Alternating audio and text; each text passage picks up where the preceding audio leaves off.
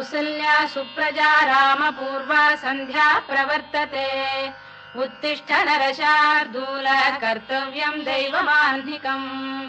कौसल्या सुप्रजा रामपूर्वा सन्ध्या प्रवर्तते उत्तिष्ठ नरशार्दूल कर्तव्यं दैवमाह्निकम् उत्तिष्ठोत्तिष्ठ गोविन्द उत्तिष्ठ गरुडध्वज उत्तिष्ठ कमलाकान्ता त्रैलोक्यं मङ्गलं कुरु उत्तिष्ठोत्तिष्ठ गोविन्द उत्तिष्ठ गरुडध्वज उत्तिष्ठ कमलाकान्ता त्रैलोक्यं मङ्गलं कुरु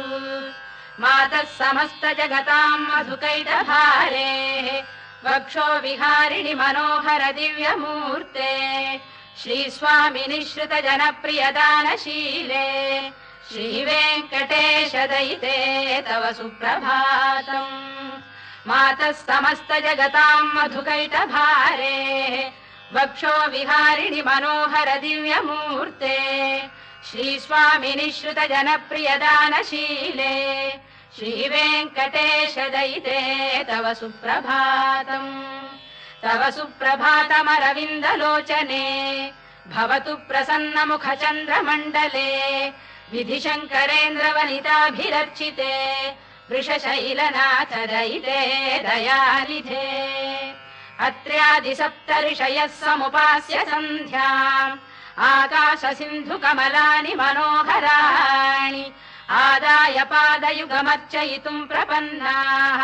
शेषाद्रिशेखर विभो तव सुप्रभातम् पञ्चाननाब्ज भव षण्मुख वासवाद्याः त्रैविक्रमादिचरितम् विबुधास्तु वन्दी भाषापतिः पठति वासर शुद्धिमारात् शेषाद्रिशेखर विभो तव सुप्रभातम् ईषत् प्रफुल्ल सरसीरुहनारिकेल पूगद्रुमादिसु मनोहर पालिकानाम् आवाति मन्दमनिलः सह दिव्यगन्धैः शेषाद्रिशेखर विभो तव सुप्रभातम्